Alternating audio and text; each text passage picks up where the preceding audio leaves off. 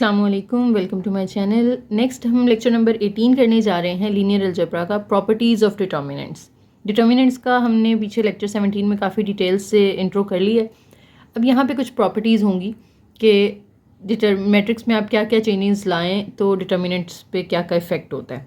अच्छा, सबसे पहले एक हमारे पास थ्योरम है रो ऑपरेशंस के नाम से कि आप डिफरेंट रो ऑपरेशंस जब अप्लाई करते हैं तो क्या क्या फ़र्क पड़ता है डिटर्मिनेंट के आंसर के ऊपर। कहते हैं if a multiple of one row of A is added to another row the resulting determinant will remain same. क्या मतलब है इस बात का कि आपके पास लेट से एक मैट्रिक्स है जिसकी एक रो है 1 2 3 और एक और रो है 1 1 1। आप इसका कोई मल्टीपल ले लें फर्स्ट रो का। लेट से मैं इसको 2 से मल्टीप्लाई करती हूँ। 2 1 ज़ार यहाँ पे आ जाएगा 2, 2 2 ज़ार 4, 2 3 ज़ार 6। अब ये जो 2 4 6 आया है इसको आप सेकंड रो में ऐड कर दें तो जो रिजल्टेंट मैट्रिक्स होगा उसका डिटर्मिनेंट सेम होगा एज द ओरिजिनल मैट्रिक्स, उस पर कोई फ़र्क नहीं पड़ेगा। ठीक है। सेकेंड हमारे पास आ जाता है point, if two rows of A are interchange to produce B then determinant of B is equal to negative determinant of ए।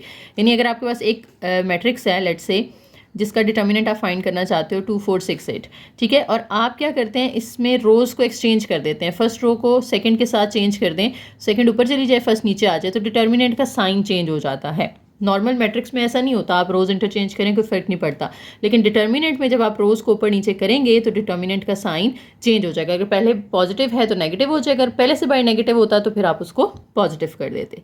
इसी तरीके से अगर आप किसी एक रो को मल्टीप्लाई करते हैं किसी स्केलर नंबर के साथ, लेट्स से ये पूरी रो को फर्स्ट को मैं 2 से मल्टीप्लाई कर देती हूँ तो 2 2 ज़ार 4, 2 4 ज़ार 8 हो जाएगा। तो इसका जो डिटर्मिनेंट होगा वो इक्वल होगा 2 इंटू डिटर्मिनेंट ऑफ ए। कि आप पूरी रो को 2 से मल्टीप्लाई कर रहे थे ना, तो अगर आप 2 को बाहर रख लें और इसका डिटर्मिनेंट निकाल लें तो इसके डिटर्मिनेंट को अगर आप 2 से मल्टीप्लाई करें तो भी आंसर सेम ही आएगा। एग्जाम्पल पे चलते हैं। नेक्स्ट कहते हैं आपके पास एक मैट्रिक्स है, आपने इसका डिटर्मिनेंट निकालना है। ठीक है, डिटर्मिनेंट तो आपको निकालना आता है। आप क्या करेंगे, आप चाहें तो इसको एक्सपैंड कर लें, आप चाहें तो इसके नीचे इन दोनों को ज़ीरो बना लें और फिर उसको एक्सपैंड कर लें। तो डायरेक्ट एक्सपेंशन हमें ज़्यादा आसान लगती है क्योंकि हमारी उस पर प्रैक्टिस है। तो आप डायरेक्ट इसका डिटर्मिनेंट निकाल लें, फर्स्ट रो से एक्सपैंड कर लें। 1 लिख के उसकी रो और कॉलम छोड़ के बाकी चारों लिख लें, 2 लिख के उसकी रो और कॉलम छोड़ के बाकी चारों लिख लें, फिर 3 वाली रो और कॉलम छोड़ के बाकी चारों और उसको एक्सपैंड कर लें। ठीक है। अब वो कह रहे हैं कि एक आपने इसको खोल कर डिटर्मिनेंट निकाला तो आपका आ गया 31। लेकिन अगर आप इसमें कोई रो इंटरचेंज करते, यानी आप फॉर एग्जांपल फर्स्ट और सेकंड को चेंज कर देते हैं, 1 2 3 को सेकंड पोजीशन पे ले आएँ और जो 5 1 1 है उसको आप फर्स्ट पोजीशन पे ले जाएं, या फॉर एग्जांपल आप कॉलम चेंज कर देते, या 1 5 0 को आप सेकंड पे ले जाएं, 2 1 8 को आप फर्स्ट कॉलम पे ले आएँ, तो रोज़ एक्सचेंज कर लें या कॉलम्स एक्सचेंज कर लें। एक्सचेंज करने के बाद जब आप डिटर्मिनेंट निकालोगे ना तो भी डिटर्मिनेंट सेम ही आएगा लेकिन उसका साइन चेंज हो जाएगा। यही जो मैंने आपको पीछे फर्स्ट प्रॉपर्टी बताई है कि रो एक्सचेंज करें या कॉलम एक्सचेंज करें तो आपके डिटर्मिनेंट का साइन चेंज हो जाता है। नेक्स्ट हमारे पास थर्ड प्रॉपर्टी के अकॉर्डिंग एग्जांपल है जो हमने पढ़ा था कि अगर आप के को किसी एक रो से मल्टीप्लाई करते हैं तो आंसर के इंटू डिटर्मिनेंट ऑफ ए आता है। जैसे मैंने पीछे कहा था 2 इंटू डिटर्मिनेंट ऑफ ए आएगा। के क्या है, यहाँ पे कोई भी कांस्टेंट हो सकता है, कोई भी स्केलर नंबर हो सकता है। लेट्स से ये आपके पास ए था, ए का आपने डिटर्मिनेंट निकाल लिया, वो आ गया 22। अब आप इस ए की फर्स्ट रो के साथ लेट्स से एक नंबर मल्टीप्लाई करें जो कि यहाँ पे के है। आप के की बजाय उसको कोई नंबर भी ले सकते हो ताकि इजीली आपको समझ आ जाए। आप 3 3 फॉर एग्जांपल मल्टीप्लाई कर दें तो ये 3 1 ज़ार 3 हो जाएगा, 3 2 ज़ार यहाँ 6 हो जाएगा, 3 3 ज़ार यहाँ 9 हो जाएगा। अब आप डिटर्मिनेंट निकालें इसका 3 6 9 5 0 1 0 8 9 का। जब आप डिटर्मिनेंट निकालोगे ना तो वो आंसर जो आएगा वो आएगा 66। और अगर आप देखें कि 22 को अगर मैं 3 से मल्टीप्लाई करूं तो 66 ही आता है। ठीक है, तो यानी जो नंबर आपने इधर फर्स्ट रो के साथ मल्टीप्लाई किया था वही नंबर अगर आप ओरिजिनल मैट्रिक्स के डिटर्मिनेंट से मल्टीप्लाई करें तो आपका आंसर इस न्यू मैट्रिक्स के डिटर्मिनेंट के इक्वल आ जाता है। नेक्स्ट एग्जांपल नंबर 2 है, इसका आपने डिटर्मिनेंट निकालना है। अब मैं यहाँ पे छोड़ेंगे हूँ डिटर्मिनेंट वाली एग्जांपल्स, पीछे हम डिटर्मिनेंट की काफ़ी प्रैक्टिस करके आ चुके हैं। ये 4x4 का मैट्रिक्स है। तो आप क्या करेंगे, इसमें देखेंगे कि अगर आप इसको डायरेक्ट एक्सपैंड करते हैं तो आपके पास 3x3 के 4 मैट्रिक्स बनेंगे और उन चारों को फिर आगे एक्सपैंड करना पड़ेगा जो कि 2 लेंथी हो जाएगा।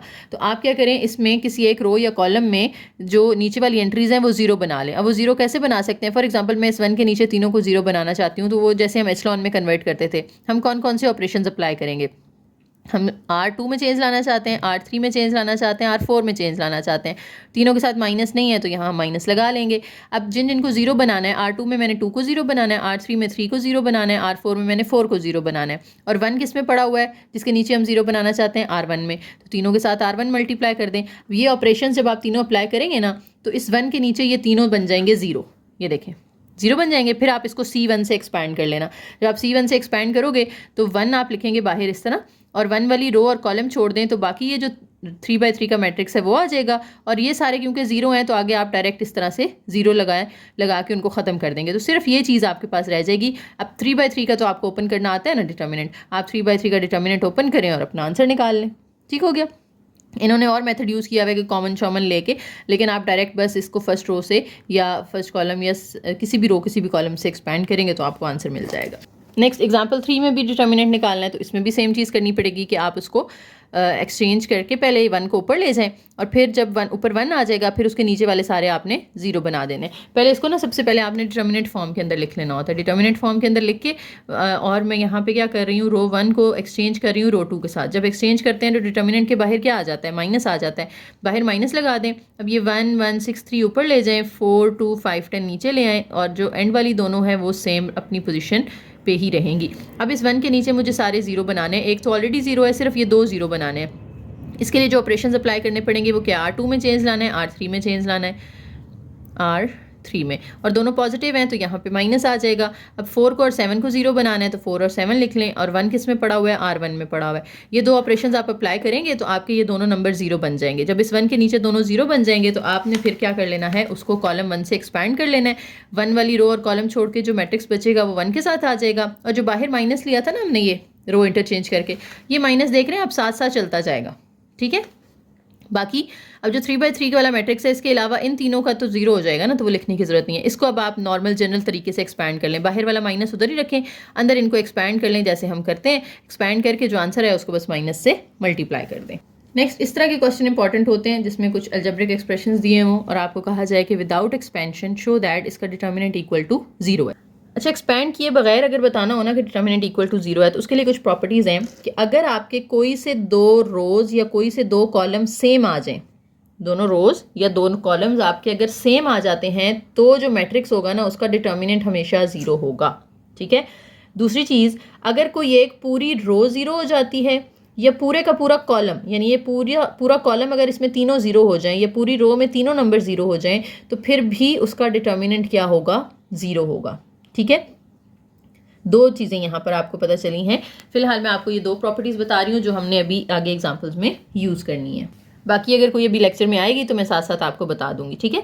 तो दो प्रॉपर्टीज़ कौन सी हैं कि या तो 2 रोज़ या 2 कॉलम्स अगर सेम हो जाएं, बिल्कुल आइडेंटिकल एंट्रीज हो जाएं उनकी, तो फिर डिटर्मिनेंट 0 हो जाता है, या पूरी रो या पूरा कॉलम 0 हो जाए तब भी उस मैट्रिक्स का डिटर्मिनेंट 0 हो जाता है। तो इनको माइंड में रखते हुए हमने इनमें से कोई एक चीज़ यहाँ बनानी है। अब एक पूरा 0 तो हम यहाँ बना नहीं सकते, हम ये कर सकते हैं कि कुछ ऐसा किया जाए कि 2 कॉलम या 2 रोज सेम आ जाए। उसके लिए अब आपको यहाँ पे खुद से दिमाग लड़ाना पड़ेगा, सोचना पड़ेगा कि क्या किया जा सकता है ऐसा। उसके लिए हम रो ऑपरेशन या कॉलम ऑपरेशन इस्तेमाल कर सकते हैं। अगर देखें मैं इसमें से ये चीज़ माइनस कर दूँ, a प्लस एक्स में से x माइनस कर दूँ, x कैंसिल होकर सिर्फ क्या रह जाएगा, a रह जाएगा। तो हम क्या कर रहे हैं, बेसिकली यहाँ पे C2 में से माइनस कर रहे हैं C1 को, यानी a प्लस एक्स में से माइनस कर दें हम x को, b प्लस एक्स में से भी x को माइनस कर दें, c प्लस एक्स में से भी इस x को माइनस कर दें, और चेंज किस में आएगा, C2 में, कॉलम 2 में चेंज आएगा, कॉलम 1 और कॉलम 3 सेम रहेगा। जब ये x कैंसिल हो जाएंगे तो यहाँ पे रह गया ABC, फर्स्ट और लास्ट सेम है। अब C1 और C2 को प्लस कर दें, सॉरी C2 और C3 को प्लस कर दें। जब आप इनको प्लस करेंगे तो यहाँ पे a plus b plus c आ जाएगा, यानी फर्स्ट जो है वो x तो सेम रहेगा, सेकंड में चेंज आएगा ना C2 में, तो यहाँ पे आ जाएगा a और उसके अंदर ये दोनों ऐड हो जाएंगे तो ये a plus b plus c आ जाएगा। इस b में भी ये a और c ऐड होंगे तो ये भी a plus b plus c हो जाएगा। इस a और b में ये c जाके ऐड होगा तो a plus b plus c, और थर्ड कॉलम में कोई चेंज नहीं आ रहा, b plus c plus a plus b, ये एज इट इज़। अब देखें इस पूरे कॉलम में से हम x कॉमन ले सकते हैं। हमने शुरू में पढ़ा था ना मैट्रिक्स की प्रॉपर्टीज़ के अंदर कि आप पूरी रो में से या पूरे कॉलम में से कुछ कॉमन लेना चाहें तो ले सकते हैं। ज़रूरी नहीं है कि वो हर किसी में आ रहा हो, सिर्फ अगर पूरी रो या पूरे कॉलम में आ रहा है तो कॉमन लिया जा सकता है। तो यहाँ से x कॉमन ले लें, और ये भी तीनों में कॉमन आ रहा है, a प्लस बी इधर भी आ रहा है, इधर भी, तो x भी कॉमन ले लें, साथ में a plus b plus c भी कॉमन ले लें। तो यहाँ पर रह जाएगा 1 1 1, ये कॉमन चला गया, इधर भी 1 1 1 रह जाएगा, इधर b plus c plus a और a प्लस b। अब देखें ये कॉलम 1 और कॉलम 2 क्या हो गए हैं, इक्वल हो गए हैं। तो हमने कहा था अगर दो रोज़ या दो कॉलम इक्वल हो जाएं तो फिर आपका डिटर्मिनेंट जो होता है वो ज़ीरो हो जाता है। तो x इंटू ए प्लस बी प्लस सी, ये पूरा डिटर्मिनेंट क्या हो जाएगा, ज़ीरो हो जाएगा। तो ज़ीरो जब इनसे मल्टीप्लाई होगा तो फाइनल आंसर भी हमारा ज़ीरो हो जाएगा। तो पता चला कि इसका जो डिटर्मिनेंट है वो किसके इक्वल आ गया, ज़ीरो के इक्वल आ गया, और हमने एक्सपैंड किए बगैर ये बात बताई है। नेक्स्ट एग्जाम्पल नंबर 5 है, इसमें आपने इवेलुएट करना है, मतलब आपने डिटर्मिनेंट फाइंड करना है। ठीक है, अब डिटर्मिनेंट फाइंड करने के आपने पीछे बहुत सारे तरीके पढ़ लिए हैं, उनमें से आप कोई भी एक यूज़ कर लें। और सबसे ज़्यादा इजी क्या है कि आप पूरे एक रो में एक नंबर के अलावा नीचे वाले सारे जीरो बना दें, जैसे हम एचलॉन में करते हैं। जब बड़े ऑर्डर का मैट्रिक्स होता है ना, तो तब यही फ़ायदेमंद होता है आपके पास मेथड कि आप इसको बनाए 1 और इसके नीचे सारे जीरो कर दें, तो फिर आप उसको एक्सपैंड करें। वरना तो ये 5/5 का अगर आप एक्सपैंड करने बैठेंगे तो पहले 4/4 के बनेंगे, फिर 3/3 के बनेंगे, तो बहुत लंबा काम होगा, जो कि पॉसिबल नहीं है हमें गिवन टाइम के अंदर करना। तो हम पहले एक्सचेंज कर लेते हैं R1 और R2 को, ताकि ये 1 वाली चीज़ ऊपर चली जाए। तो ये आ जाएगा 1 1 3 1 2, और सेकंड वाली नीचे आ जाएगी। थर्ड, फोर्थ और फिफ्थ जो है वो सेम रहेंगी, क्योंकि उनको हमने कुछ नहीं किया, उनमें कोई चेंज नहीं आ रहा। इसके बाद अब जब रोज़ एक्सचेंज होती हैं तो बाहर क्या आ जाता है, डिटर्मिनेंट के माइनस आ जाता है। अब ये 1 है, इसके नीचे मुझे सबको ज़ीरो करना है। R2 में भी चेंज लाना है, R3 में भी लाना है, R4 में भी और R5 में भी। देखें किसी के साथ भी माइनस नहीं है, तो इधर सबके साथ माइनस आ जाएगा। अब किसको इसको ज़ीरो बनाना है, 2 2 3 4 को, 2 2 3 4 को, और R1 से मल्टीप्लाई कर देना है। अब ये चार ऑपरेशंस आपने रफ में अप्लाई कर लेने हैं, यहाँ आपने इनके आंसर्स पुट कर देने हैं। तो आप देखेंगे कि आपका जो बाहर वाला माइनस है वो तो वैसे ही रहेगा, और इस 1 के नीचे सारे ज़ीरो बन जाएंगे। अब इसको कॉलम 1 से एक्सपैंड कर लें, एक्सपैंड फ्रॉम C1, तो 1 आएगा बाहर इस माइनस के साथ, 1 वाली रो और कॉलम छोड़ दें, तो बाकी ये जो 4/4 वाला होगा ये आप लिख लेंगे। और ये सारे क्योंकि नीचे वाले ज़ीरो हैं तो आगे 0 0 0 आ जाएगा, जो कि लिखने की ज़रूरत नहीं है। अभी भी ये 4/4 है, जो कि हायर ऑर्डर है।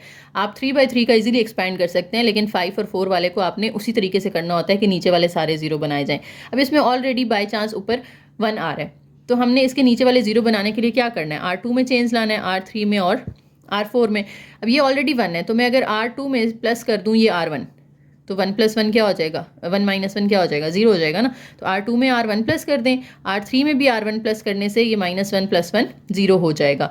अब यहाँ पे किसको ज़ीरो बनाना है, मैंने 3 को, और क्योंकि यहाँ पे माइनस है तो हम यहाँ पे +3 लिखेंगे, और मल्टीप्लाई उसको R1 से ही करना है आपने। ठीक है, ये तीनों ऑपरेशंस अप्लाई करेंगे तो हमारे इस 1 के नीचे भी सारे बन जाएंगे जनाब 0। अब इसको फिर आप कॉलम 1 से एक्सपैंड करें, बाहर वाला माइनस देख रहे हैं वैसे ही चलता हुआ आ रहा है, उस पर कोई फर्क नहीं पड़ेगा। आप इसको कॉलम 1 से एक्सपैंड करें तो 1 वाली रो और 1 वाला कॉलम छोड़ के बाकी आ जाएगा यहाँ पर, और ये जो ज़ीरो हैं वो फिर आपके ख़त्म हो जाएंगे। अब ये बन गया मैट्रिक्स 3/3 का। अब इसको आप इजीली एक्सपैंड कर लें, फर्स्ट रो से, सेकंड रो से, जैसे मर्जी एक्सपैंड करके अपना डिटर्मिनेंट का आंसर दे देंगे। नेक्स्ट है जी, an algorithm to evaluate the determinant. Algorithm means a sequence of finite number of steps to get a desired result. अगर आप कोई रिजल्ट निकालना चाहते हैं तो उसको अचीव करने के लिए आपको कौन कौन से स्टेप्स अप्लाई करने पड़ते हैं सोल्यूशन के अंदर, क्या क्या करेंगे आप, वो सारे स्टेप्स अगर आप लिख लें और एक सीक्वेंस बना दें कि पहले ये करना है, फिर ये करना है, फिर ये करना है, तो उसे हम एल्गोरिदम कहते हैं। पता होगा आप सबको इस बात का, जो BScs के स्टूडेंट्स हैं। The word algorithm comes from the famous Muslim mathematician Al-Khwarizmi who invented the word algebra। यानी जिसने अलजेब्रा का वर्ड बताया था, सबसे पहले यूज़ किया था, उसी ने सबसे पहले एल्गोरिदम का भी कॉन्सेप्ट दिया था। अब इसमें स्टेप्स जो है नीचे देखें आपको डिटर्मिनेंट फाइंड करने के दे दिए गए हैं, जो कि आप लोगों को पहले से पता है, लेकिन हम उसको ज़रा पढ़ लेते हैं। फर्स्ट स्टेप के अंदर क्या करना होता है, आपने अगर कोई रोज़ एक्सचेंज करनी है तो वो रोज़ एक्सचेंज कर लें, ताकि आपकी जो पहली पोजीशन है ना वो 1 हो जाए। फर्स्ट जो पहला फर्स्ट रो फर्स्ट कॉलम में जो नंबर पड़ा हुआ है वो नॉन ज़ीरो एंट्री हो। अगर वो ज़ीरो है तो उसको आप किसी से एक्सचेंज कर लें रो के साथ, ठीक है, नॉन ज़ीरो हो जाए। और कोशिश हमारी ये होती है कि वो 1 हो जाए, ताकि हमारे लिए आसानी हो जाए। दूसरा स्टेप क्या करना होता है, आपने फिर रो कॉलम ऑपरेशन अप्लाई करने होते हैं सूटेबल। कुछ मल्टीप्लाई करना है किसी रो से, कुछ डिवाइड करना है किसी को, किसी में प्लस करना है, वो करके ताकि उस 1 के नीचे या जो नॉन ज़ीरो एंट्री है उसके नीचे सारे क्या हो जाएं, ज़ीरो हो जाएं। जब वो ज़ीरो हो जाते हैं तो हम ये बात रिपीट करते रहते हैं हर रो के लिए ना। फर्स्ट रो में भी के नीचे सेकंड वाले को भी ज़ीरो करना है, थर्ड वाले को भी, फोर्थ वाले को भी, फिफ्थ वाले को भी, जितनी रोज़ हैं सबको आपने नीचे कर लेना है ज़ीरो। फिर इसी तरह से आप सेकंड रो का पहला नॉन ज़ीरो देखेंगे और उसके नीचे सारे ज़ीरो करेंगे। फिर थर्ड रो का पहला नॉन ज़ीरो देखेंगे, उसके नीचे सारे ज़ीरो करेंगे, जैसे हम एचलॉन फॉर्म में करते थे। ये जब आप काम कर लेंगे तो आपके पास एक मैट्रिक्स आ जाएगा जो कि ट्रायंगुलर मैट्रिक्स होगा, कि जिसमें नीचे सारे डायगोनल के ज़ीरो होंगे और ऊपर सारे नॉन ज़ीरो होंगे। तो फिर आप डायगनल एंट्रीज़ को आपस में मल्टीप्लाई करते हैं तो आपके पास डिटर्मिनेंट आ जाता है। हमने ट्रायंगुलर मैट्रिक्स की यही पढ़ी थी ना प्रॉपर्टी कि उसके डायगनल एंट्रीज़ को मल्टीप्लाई करके डिटर्मिनेंट मिल जाता है आपको। अब ये आगे एग्जाम्पल है, इसको आपने करना है सिंप्लीफाई, डिटर्मिनेंट फाइंड करना है। बताया नहीं है किस मेथड से करना है, तो आप एक्सपेंशन करना चाहते हो तो आप एक्सपैंड कर लो, 1 - 4 2 से एक्सपैंड कर लो तो आंसर आ जाएगा। लेकिन ट्रायंगुलर वाले से हम कर लेते हैं ताकि ट्रायंगुलर की भी प्रैक्टिस हो जाए आपकी। ट्रायंगुलर के लिए हमने ये ऑलरेडी 1 है, इसके नीचे क्या बनाना है, दोनों को 0 बनाना है। तो कौन से ऑपरेशन अप्लाई करने पड़ेंगे, पहले तो इसको डिटर्मिनेंट फॉर्म में लिख लेना आपने, फिर इसमें आप जो है वो R2 में चेंज लाना चाह रहे हो, R3 में चेंज लाना चाह रहे हो। R2 में मैंने 0 बनाना है 2 को, ये -2 है तो हम इधर +2 लिखेंगे और R1 से इसको मल्टीप्लाई कर देंगे। इस तरह से R3 में -1 है, इसको मैं जस्ट इसमें ऐड करूँ +1 तो 0 हो जाएगा ना, तो इसको बस आपने R1 में ऐड कर देना है। दोनों ऑपरेशंस अप्लाई करके इस 1 के नीचे आ जाएंगे दोनों 0, लेकिन उसमें ये भी 0 बन जाएगा। ठीक है, अब इसको तो हमने नॉन ज़ीरो बनाना होता है ना। ट्रायंगुलर में जो डायगनल एंट्रीज होती हैं वो क्या होनी चाहिए, नॉन ज़ीरो होनी चाहिए। तो इसको नॉन ज़ीरो बनाने के लिए हम क्या करें, 0 को अब किसी से भी मल्टीप्लाई करेंगे वो तो 0 रहेगा, तो हमें फिर यहाँ पे रोज़ एक्सचेंज करनी पड़ेगी कि ये वाली रो हम उठा के ऊपर ले जाते हैं और सेकंड वाली नीचे ले आते हैं। जब रोज़ एक्सचेंज करेंगे तो बाहर क्या आ जाएगा, माइनस आ जाएगा, और R2 को आपने एक्सचेंज कर दिया R3 के साथ, तो 0 3 2 ऊपर चला जाएगा और 0 0 -5 नीचे आ जाएगा। अब ये आपका अपर ट्रायंगुलर बन चुका है ना, ये डायगनल एंट्रीज हैं, इसके नीचे सारे 0 बन चुके हैं और ऊपर नॉन ज़ीरो हैं, तो ये अपर ट्रायंगुलर है। अब इसमें जो डायगनल एंट्रीज हैं 1 3 और -5 तीनों को मल्टीप्लाई करना है, और जो रोज़ एक्सचेंज करने से बाहर माइनस आया था वो बाहर आपने वैसे ही लगा देना है, तो आंसर हमारे पास आ जाएगा 15। तो अगर आप एक्सपेंड करके निकालते तो भी आंसर 15 ही आता। नेक्स्ट फिर से आ गया हमारे पास एक 4/4 का मैट्रिक्स और इसका आपने डिटर्मिनेंट निकालना है। तो आप क्या करेंगे, ऊपर आपको यहाँ पे चाहिए 1, एक तो ये है कि आप एक्सचेंज कर लें R4 को ऊपर, या फिर आप देखें कि इनमें से 2 कॉमन आ रहा है तो हम 2 कॉमन भी ले सकते हैं। 2 कॉमन ले लें इस रो में से तो यहाँ पे 1 रह जाएगा ना, यहाँ 4 यहाँ 3 और यहाँ 4। जब ऊपर 1 आ गया है, अब इन सबको 0 बनाना हमारे लिए आसान है। R2 में चेंज लाना है, R3 में लाना है और R4 में लाना है। R2 में चेंज लाने के लिए क्योंकि यहाँ पॉजिटिव है तो माइनस आ जाएगा, इसमें माइनस है तो प्लस आ जाएगा, इसमें प्लस है तो माइनस आ जाएगा, उलट कर देते हैं ना साइन। अब ये 3 3 और 1 को 0 बनाना है, 3 3 और 1 लिखने की ज़रूरत नहीं है। खैर, अब R1 के साथ आपने इसको मल्टीप्लाई कर देना है। ठीक है, अब ये ऑपरेशन अप्लाई कर लें तो आपके पास ये वाले नीचे वाले सारे बन जाएंगे 0। अब ये 0 बनाने के बाद जो इसके साथ वाले होंगे वो खुद ब खुद 0 बन चुके होंगे। जब आप ये ऑपरेशन अप्लाई करेंगे ना, इनके साथ ये भी खुद ब खुद 0 बन जाएंगे। अब देखें तो हमारा क्या ये एचलॉन फॉर्म बन चुकी है। फर्स्ट नॉन ज़ीरो के नीचे 0 है, इस नॉन ज़ीरो के नीचे भी 0 है, लेकिन इस नॉन ज़ीरो के नीचे 0 नहीं है। ये जो हमारा थर्ड रो में नॉन ज़ीरो आ रहा है इसके नीचे 0 नहीं है, तो हमने क्या करना है, अब इसको भी 0 बनाना है। अब रो ऑपरेशन अप्लाई करके आप इसको भी 0 बना लें। जब आप इसको 0 बना लेंगे तो आपका जो है मैट्रिक्स कन्वर्ट हो जाएगा अपर ट्रायंगुलर के अंदर, क्योंकि मेन डायगनल के नीचे सारे 0 बन चुके होंगे। ठीक है, तो मेन डायगनल की एंट्रीज को बस आपने आपस में मल्टीप्लाई कर देना है। 1 3 -6 और 1 सबको मल्टीप्लाई करेंगे तो आपके पास आंसर आ जाएगा। जो 2 कॉमन लिया हुआ था ना शुरू में, वो भी इसके साथ मल्टीप्लाई होगा। ठीक है, अब नेक्स्ट एक और एग्जांपल आ गई है हमारे पास x की फॉर्म में। शो दैट कि इसका जो डिटर्मिनेंट है वो इसकी इक्वल आता है। अब इसको हम 4/4 एक्सपैंड करेंगे तो काफ़ी लंबा हो जाएगा, 3/3 के 4 बनेंगे, फिर उनको एक्सपैंड करना पड़ेगा। तो हम इसको एक्सपैंड नहीं करते, एक्सपैंड किए बगैर इसमें से रिजल्ट निकालने की कोशिश करते हैं। उसके लिए आपको क्या करना पड़ेगा, आपको सबसे पहले देखें, अगर मैं इन कॉलम्स को ऐड कर दूँ C1 C2 C3 C4, C1 में प्लस कर दूँ किसको, C2 C3 और C4 को, तो चेंज आएगा C1 के अंदर, यानी x में ये तीनों 2 आके ऐड हो जाएंगे तो वो x + 6 बन जाएगा। फिर ये सारे आपस में ऐड करें तो 2 2 2 और x ये ऐड होकर ये भी x + 6, ये भी x + 6 और ये भी x + 6। ठीक है, ये क्यों हमने किया, क्योंकि ये ऐड करके सेम हो जाएंगे तो फिर हम कॉमन ले सकते हैं ना यहाँ से उसको, तो x + 6 हमने कॉमन ले लिया क्योंकि हमें जो पहला रिजल्ट में फैक्टर चाहिए वो भी x + 6 है। ठीक है, तो इसलिए मैंने इनको ऐड कर लिया, क्योंकि इनको ऐड करके x + 6 आ रहा था, इनको भी ऐड करके x + 6 आ रहा था, तो हम x + 6 कॉमन लेके अपना पहला रिजल्ट यहाँ से निकाल लेंगे। तो एडिशन करके ये चीज़ तो आ गई। अब जब x + 6 कॉमन लिया तो इन सब की जगह रह गया 1। अब इस 1 के नीचे 0 बनाना बहुत आसान है ना, R2 में चेंज लाना है, R3 में लाना है और R4 में लाना है, और 1 में से ये बस माइनस कर देंगे R1, इसमें से भी -R1, इसमें से भी -R1, तो 1 - 1 1 - 1 1 - 1 यहाँ सारे हो जाएंगे 0। जब ये 0 हो गए हैं तो आप देखेंगे कि अगले खुद ब खुद 0 हो जाएंगे। जब आप ये ऑपरेशंस अप्लाई करेंगे ना, तो ऑपरेशंस अप्लाई करने के बाद ये मैट्रिक्स आएगा आपके पास, और जिसमें खुद ब खुद इसमें डायगनल के नीचे वाली सारी वैल्यू 0 हो जाएंगी। तो अब आपने क्या करना है, ये x + 6 जो बाहर है वो वैसे ही लिख के, अब ये अपर ट्रायंगुलर बन चुका है, तो इसमें आपने क्या करना है, सबको मल्टीप्लाई कर देना डायगोनल एंट्रीज को 1 x minus two x minus two x minus two, तो x माइनस टू 3 दफ़ा मल्टीप्लाई हो रहा है, x माइनस टू का क्यूब आ जाएगा। तो यही हमारी राइट हैंड साइड थी जो हमें चाहिए थी। नेक्स्ट ये अब आप लोगों ने खुद करना है, ट्राई करनी है, ये एग्जांपल डिटर्मिनेंट फाइंड करना है। बहुत से मेथड हम कर चुके हैं पीछे, आपको जो इजी लगे आप वो यहाँ पे अप्लाई कर सकते हैं। इन्होंने कौन सा किया अप्लाई, उन्होंने ये किया है कि first row as it is, second भी एज इट इज़, थर्ड जो है ना और इसमें जो -6 है उसको ज़ीरो बनाने की कोशिश की है उन्होंने। तो उसके लिए एक रो ऑपरेशन अप्लाई किया है। जब ये ज़ीरो बना है तो आगे वाले जो एंट्रीज़ हैं ना वो सेम आ गई हैं R2 की एंट्रीज़ के। जब ये सेम आ गई तो हमने कहा कि R1 और R2 क्योंकि इक्वल हैं, जब दो रोज़ या दो कॉलम इक्वल होते हैं तो हमारा आंसर क्या आ जाता है डिटर्मिनेंट का, 0 आ जाता है। अब आपको ये चीज़ अगर समझ में नहीं आ रही कि आपने कैसे वहाँ पे पेपर में अगर समझ में नहीं आ रहा कि कैसे आपने इनको मल्टीप्लाई करना है या समटाइम्स माइंड में नहीं आ रहा होता, तो आप अपना वही मेथड यूज़ करें जो हमने पीछे सीखा है। क्या करना है आपने, इसके नीचे वाले सारे बना लेने हैं 0, ठीक है, और फिर उसको एक्सपैंड कर लेना है आपने। ठीक हो गया। नेक्स्ट ये भी आपके पास आ गया है। इसमें फर्स्ट हमारी एंट्री आ गई है 0। हमने यहाँ पे क्या लाना होता है, नॉन ज़ीरो लाना होता है।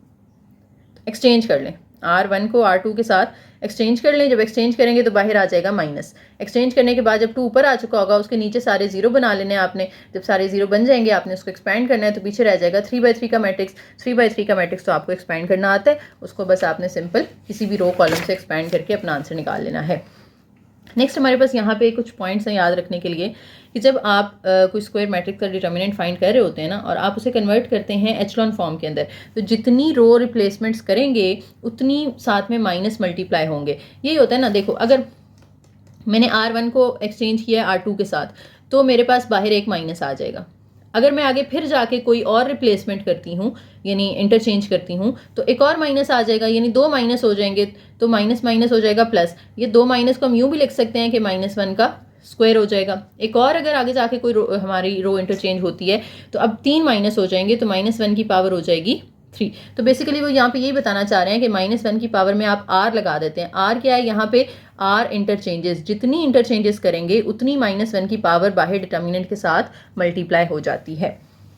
अब एक और बात यहाँ पे बड़ी इंपॉर्टेंट MCQs के लिए, अगर आपका जो अपर ट्रायंगुलर या लोअर ट्रायंगुलर है उसमें हमने क्या मेथड पढ़ा डिटर्मिनेंट फाइंड करने का कि हम डायगोनल एलिमेंट्स को मल्टीप्लाई करते हैं ना आपस में, तो डिटर्मिनेंट आ जाता है। अगर हमारे डायगोनल एलिमेंट्स में कोई एक एलिमेंट है जो कि 0 है, जैसे ये केस देखें, ये डायगोनल एंट्रीज हैं, ये भी non zero non zero non zero, लेकिन ये क्या है, 0 है। जब आप इन सबको मल्टीप्लाई करोगे तो वो 0 से मल्टीप्लाई होकर हमारा आंसर ही क्या हो जाएगा, 0 हो जाएगा। तो ये पॉइंट आपने माइंड में रखना है कि अगर अपर ट्रायंगुलर या लोअर ट्रायंगुलर में डायगोनल एंट्रीज के अंदर कोई भी एक 0 आ जाती है एंट्री, तो उसका डिटर्मिनेंट 0 होता है। ठीक है। नेक्स्ट इसी बात को उन्होंने थोड़ा सा यहाँ पे बता दिया है कि -1 की पावर R के साथ आप जो है वो अंदर अपना डिटर्मिनेंट वाला मैट्रिक्स मल्टीप्लाई करते हैं जब A इज़ इन्वर्टिबल, और आंसर हमारा डिटर्मिनेंट का 0 आ जाता है when A is not invertible. यानी इन्वर्टिबल का मतलब क्या है, नॉन इन्वर्टिबल होता है नॉन सिंगुलर ना। तो अगर A नॉन सिंगुलर है तो फिर आप उसका इस तरह से डिटर्मिनेंट फाइंड कर सकते हो, लेकिन अगर वो सिंगुलर है तो फिर उसका डिटर्मिनेंट ऑब्वियसली 0 ही आने वाला है ना। अब नीचे कुछ और एग्जांपल्स हैं, बहुत डिटर्मिनेंट हो गया सारा, तो ये आप लोग खुद अटेम्प्ट कर सकते हैं। इसमें आप इसका डिटर्मिनेंट निकालना है, आपको जो मर्जी मेथड समझ में आए आप अप्लाई कर दें। डायरेक्ट आपने क्रॉस मल्टीप्लिकेशन करनी है वो कर लें, आपको एचलॉन फॉर्म में कन्वर्ट करना है यानी इसके नीचे आप 0 बनाना चाहते हैं आप वो कर लें, जो मेथड ईजी लगे आप इसको अपर ट्रायंगुलर में कर लें।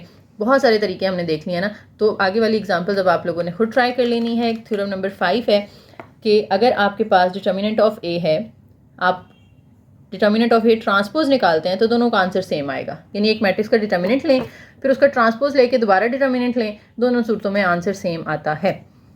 एग्जाम्पल दे दिया नीचे उन्होंने, A है, A का डिटर्मिनेंट उन्होंने फाइंड किया 3/3 है तो बस एक्सपैंड कर लिया हमने, 0 आया। फिर इस A का लिया ट्रांसपोज और फिर उस ट्रांसपोज का डिटर्मिनेंट लिया सिंपल एक्सपैंड करने वाले मेथड से, वो भी 0 आ गया। तो पता चला कि जो A का डिटर्मिनेंट आता है वही उसके ट्रांसपोज का डिटर्मिनेंट होता है। नेक्स्ट मल्टीप्लिकेशन प्रॉपर्टी है थ्योरम नंबर 6 के अंदर कि अगर आपके पास दो मैट्रिसेस हैं A और B जिनका ऑर्डर है n/n यानी दोनों स्क्वायर मैट्रिक्स हैं, तो अगर आप डिटर्मिनेंट ऑफ A लेते हो अलग से, डिटर्मिनेंट ऑफ B लेते हो अलग से और इन दोनों को मल्टीप्लाई कर दें तो ये इक्वल आता है डिटर्मिनेंट ऑफ AB। यानी पहले आप ए और बी को मल्टीप्लाई कर लें, जो आंसर आए उसका डिटर्मिनेंट निकाल लें, या फिर दोनों मैट्रिसेस के अलग अलग डिटर्मिनेंट लेके उनके आंसर्स को मल्टीप्लाई कर लें, आंसर सेम ही आएगा, लेफ्ट साइड का भी और राइट साइड का भी। देखें यहाँ पे ए दिया है और उन्होंने क्या दिया है, बी दिया है। आप अब ये वाला थ्योरम प्रूव करना चाहते हैं तो आप पहले ए बी फाइंड कर लें। फर्स्ट रो को फर्स्ट कॉलम से, फर्स्ट रो को सेकंड कॉलम से मल्टीप्लाई करें, फिर सेकंड रो को फर्स्ट कॉलम से, सेकंड रो को सेकंड कॉलम से मल्टीप्लाई करें, तो आपके पास आ जाएगा ए बी। अब तीनों का डिटर्मिनेंट ले लें, ए बी का भी, ए का डिटर्मिनेंट और बी का डिटर्मिनेंट, और इसमें आंसर्स पुट कर दें। ए डिटर्मिनेंट पुट करें, बी डिटर्मिनेंट पुट करें, दोनों को मल्टीप्लाई करें, लेफ्ट साइड का आंसर आ जाएगा। इक्वल के सामने जो ए बी यहाँ पे निकाला होगा ना आंसर आपने, उसका डिटर्मिनेंट लेके पुट करें और देखेंगे कि आप दोनों साइड्स पे आंसर सेम आता है। ये देख लें, ए का डिटर्मिनेंट 9 आया है, बी का डिटर्मिनेंट 5 आया है, तो 9 और 5 को मल्टीप्लाई करके एक साइड आ गई 45, और अगर आप ए बी का डिटर्मिनेंट निकालो तो वो भी 45 ही आ रहा है, तो इट मीन्स कि ये आपका थ्योरम प्रूव हो गया है। लास्ट हमारे पास एक है कि मल्टीप्लिकेशन में तो हमने कहा ना कि अगर डिटर्मिनेंट ऑफ ए बी है, यानी ए बी मल्टीप्लाई हो रहे हैं, तो वो इक्वल होता है determinant of A multiply by determinant of B. लेकिन अगर मल्टीप्लाई के बजाय यहाँ पे प्लस या माइनस हो तो फिर ये प्रॉपर्टी सेटिस्फाई नहीं होती। यानी अगर आप डिटर्मिनेंट ऑफ निकालना चाह रहे हैं ए प्लस बी, तो ज़रूरी नहीं है कि वो इक्वल हो determinant of A of plus determinant of B. यानी आप दोनों को अलग अलग डिटर्मिनेंट निकाल के उनके डिटर्मिनेंट के आंसर्स प्लस करें और इधर ए और बी को पहले प्लस करके फिर डिटर्मिनेंट निकालें, आप देखेंगे आपका आंसर सेम नहीं आएगा। जैसे ये ए और बी दिया हुआ था, उन्होंने पहले ए प्लस बी निकाला, यानी पहले में पहला एलिमेंट, दूसरे में दूसरा, तीसरे में तीसरा और चौथे में चौथा ऐड किया, तो ये हमारे पास आ गए सारे जीरो। और नल मैट्रिक्स का डिटर्मिनेंट क्या होता है, जीरो ही होता है ना, क्रॉस मल्टीप्लाई करो तो जीरो ही आएगा। अच्छा, अब अगर आपके पास डिटर्मिनेंट ऑफ ए अलग से निकालना चाह रहे हैं आप और बी अलग से, यानी ये चीज़ आप देखना चाह रहे हैं कि इक्वल आती है कि नहीं, तो डिटर्मिनेंट ऑफ ए निकाला तो वो मेरे पास आ गया जी ये -13, डिटर्मिनेंट बी निकाला तो वो भी -13 आ गया। दोनों को आप जब प्लस करेंगे तो ये तो -26 आ जाएगा। ऊपर लेफ्ट हैंड साइड का आंसर हमारा आ रहा था 0 और इधर आ गया 26, तो इक्वल तो नहीं आया, इसलिए हमारा प्लस में ये थ्योरम सेटिस्फाई नहीं होता, माइनस में भी नहीं होता, लेकिन मल्टीप्लाई में हो सकता है। ठीक है, अब डिवीजन तो मैट्रिसेस में होती नहीं है, तो इसलिए हम उसको डिस्कस नहीं कर रहे यहाँ पे। तो ये प्रॉपर्टीज़ हो गई जी हमारी डिटर्मिनेंट्स की। उम्मीद है आप लोगों को समझ आ गई होंगी। लेक्चर पसंद आया हो तो लाइक कीजिएगा, चैनल को सब्सक्राइब कीजिएगा और एक प्यारा सा कमेंट करके जाइएगा। थैंक यू, अल्लाह हाफिज़।